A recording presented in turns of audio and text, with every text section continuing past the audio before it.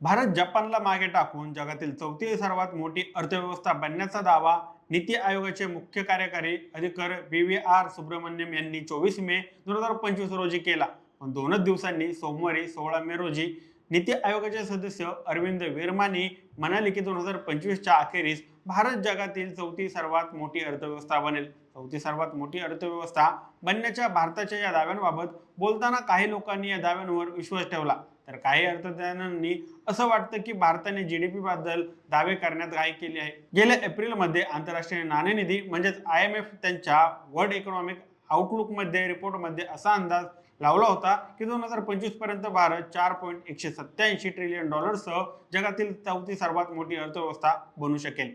24 मे रोजी सुब्रमण्यम यांनी एका सार्वजनिक कार्यक्रमात सांगितलं होतं की मी ते बोलतोय त्याचवेळी आपण जगातील चौथी सर्वात मोठी अर्थव्यवस्था आहोत. आपली अर्थव्यवस्था $4 ट्रिलियन आहे आणि ही माझी आकडेवारी नाही, हे IMF ची आकडेवारी आहे. आज भारत जीडीपीच्या बाबतीत जपानपेक्षा मोठा झालाय. पण सत्य परिस्थिती काय आहे, देशांतर्गत काय सुरू आहे, सगळं काही जाणून घेऊया आजच्या व्हिडिओच्या माध्यमातून. नमस्कार, मी सनी आणि तुम्ही पाहताय दैनिक राजलोक. भारत अर्थव्यवस्थेच्या बाबतीत जगात चौथ्या स्थानावर जरी गेला तरी सामान्य माणसाच्या स्थितीत त्याचा नेमका काय परिणाम झाला, किती लोकांचं जीवनमान सुधारलं, खरं तर हे पाहणं महत्त्वाचं ठरतं.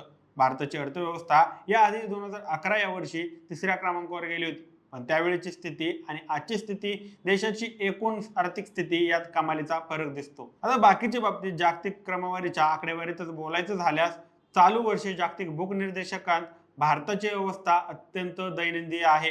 127 देशांच्या यादीत भारत आज 105व्या स्थानावर आहे. ग्लोबल हंगर इंडेक्सचा भारताचा स्कोर 27.3 इतका असून तो गंभीर श्रेणीत मोडतो. भारतावरचं कर्ज सुद्धा प्रचंड प्रमाणात वाढलं आहे. 2014 साली भारतावरचं एकूण कर्ज सुमारे 55 लाख कोटी रुपये होतं. आज ते सुमारे 170 लाख कोटी रुपये इतक्या प्रमाणात वाढलं आहे. भारत जगातील चौथी अर्थव्यवस्था जरी झाला तरी भारतातील जनतेची नेमकी स्थिती काय, दरडोई उत्पन्नावरून हे लक्षात येऊ शकतं. दरडोई उत्पन्नाच्या बाबतीत भारत आज 194 देशांच्या यादीत 142व्या क्रमांकावर आहे.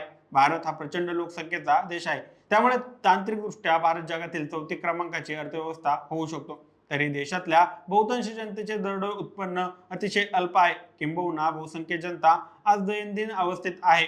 म्हणूनच मोदी सरकारला देशातल्या 80 कोटी जनतेला आजही मोफत धान्य पुरवावं लागत आहे. 2024 या वर्षी भारताचा जीडीपी $2 ट्रिलियन पेक्षा अधिक होता. पण त्यावेळी देशाचा जीडीपी वाढीचा दर 7.4% इतके होता. आज भारताचा जीडीपी $4 ट्रिलियन पेक्षा अधिक झाला असला तरी जीडीपीच्या वाढीचा दर केवळ 6.2%च्या आसपासच आहे. त्यामुळे भारत चौथ्या क्रमांकावर गेला याचा आपल्याला फार डोंगर पेटून चालणार नाही किंवा तेवढ्यावर समाधानी राहून चालणार नाही.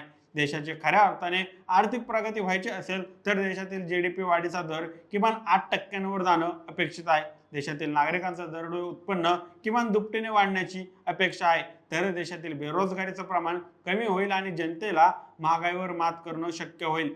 जनतेच्या स्थितीत सुधारणा होणं हे आजच्या घडीला फार महत्त्वाचं आहे. भारतामध्ये कमालीची विषमता आहे. या आर्थिक विषमतेत अलीकडच्या दशकात प्रचंड भर पडली आहे. अर्थव्यवस्था सुधारत असली तरी त्याचा लाभ केवळ समाजातल्या मूठभर लोकांनाच होताना दिसत असून सरकारच्या जवळ असणाऱ्या उद्योगपतींच्या उलाढालीत आणि नफ्यातच सध्या वाढ होताना दिसत आहे.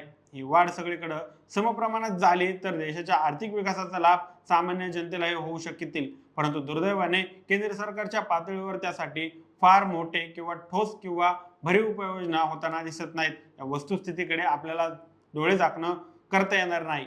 भारताच्या जीडीपी वाढीचा दर अपेक्षित प्रमाणात वाढत नसल्याने येत्या काही काळात भारत पुन्हा खालच्या क्रमांकावर जाऊ शकतो. ही वस्तुस्थिती आपल्याला नाकारता येणार नाही.